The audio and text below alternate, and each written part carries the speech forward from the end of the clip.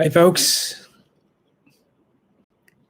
This is James, and I'm doing English reading 100 days challenge. Today is day 5. Yay! It's day 5. Let's keep on going, and I'm gonna keep reading marketing 4.0. Okay. Okay. Let's get started. Last time we are. Last time we were at. Page 147. Okay, for example, brand X wishes to spend more to increase its brand awareness by 1%. From previous study, brand X knows that its par score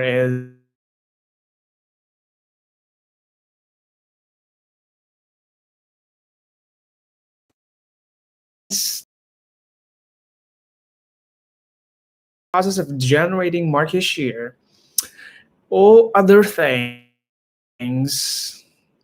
being equal, brand X may expect to have a market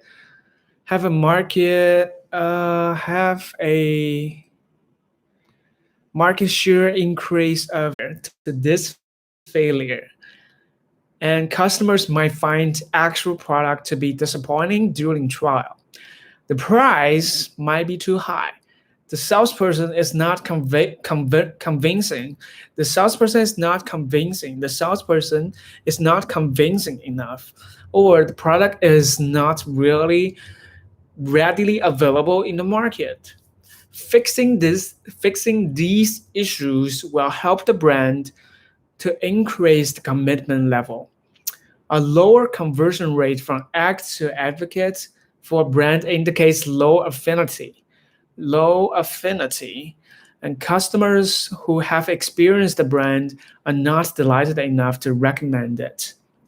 The low conversion rate may be a result of poor post-sale service or poor product performance.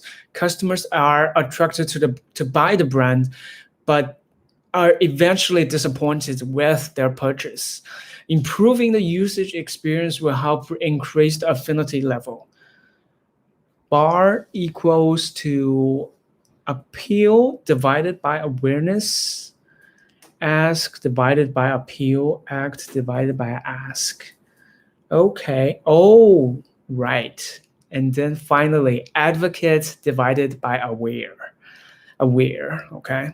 So what bar really means when broken down into their elements, par and bar scores reflect the process rather than just the outcome. Building customers' loyalty is a long spiral process of creating attraction, triggering curiosity, securing commitment, and finally building affinity. Ideally, for a brand, every customer who interacts with the brand goes through the entire 5A unsketched. In other words, unsketched. I didn't know this word, so I'm gonna make a yellow mark. Unsathed. Unscathed. Probably, I don't know how to pronounce it. So in other words, the ideal bar score is 1. Every customer who is aware of the brand eventually of one really occurs. More often, a certain proportion of customers drops out and does not complete the entire 5As. So a lower conversion rate in any given stage across the 5As reveals a bottleneck, like a bottleneck in manufacturing. A bottleneck in the 5As reduces the productivity of the entire customer path. Okay, good. Identifying the bottleneck. Identifying the bottleneck that limits par and bar scores allows marketers to pinpoint the problem and fix it. Using this simple diagnostics process, marketers now know exactly what intervention to make across the customer path instead of trying to improve across the board. Marketers may now focus their attention on what really matters. Really? Altering the right bottleneck touch points often leads to higher par and bar scores that are close to one. The objective to this entire exercise is to improve marketing productivity and avoid unnecessary waste in marketing spending. Okay, that sounds good. Okay, let me see. A bar equals to appeal divided by attention. Ask divided by appeal. Act divided by ask. Advocate divided by act. Loyalty equal to attractions, curiosities, commitment, and then finally affinity. Okay, possible company intervention to increase conversion rates. Okay, driving up productivity. Driving up productivity. One way of obtaining more loyal advocates. One way of obtaining more loyal advocates is to improve awareness. The more people record a brand, the more likely it is the brand will be recommended. But this approach is costly. You don't say. It's super costly. And it has been forcing companies to fight for share of voice with a high marketing communication budget. How should marketers improve brand awareness without increasing the marketing budget significantly? It won't happen. You dream it, okay? The biggest benefit of connectivity in the customer path is the opportunity to increase awareness by triggering a conversation among customers. A customer who was not aware of a brand may end up knowing about a brand after listening to a conversation. We should think about customers' conversations as leverage. In finance, debt provides leverage. It creates a multiplying effect. In good times, debt amplifies profits, whereas in bad times, debt amplifies losses. Leverage helps a company to increase the potential return on its investment. But a company with significantly more debt than shareholder equity is considered to be highly leveraged and carries high risks of default. In the digital age, customer conversion rate or others' influence is equivalent to the debt. And advertising or outer influence is equivalent to equity. Customer conversion provides leverage. It is essentially a low-cost way to build awareness without relying too much on advertising. But brand is attraction. This problem comes from the product that the brand represents, or from the brand itself.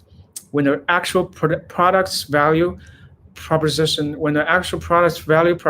are not attractive, even a clever brand campaigns and a huge budget may not help. Poor brand communications executions may also cause low attraction, even though the actual value proposition are superior. So, what makes a brand appealing nowadays? The digital age where customers are surrounded by technology-based interactions, brands that are humanized.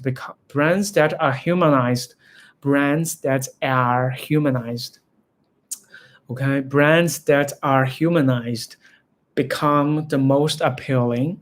Customers are increasingly looking for human-centric brands whose characters resemble those of humans and are capable of interacting with customers as equal friends.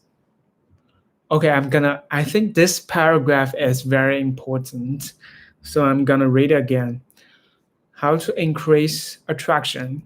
So, what makes a brand appealing nowadays?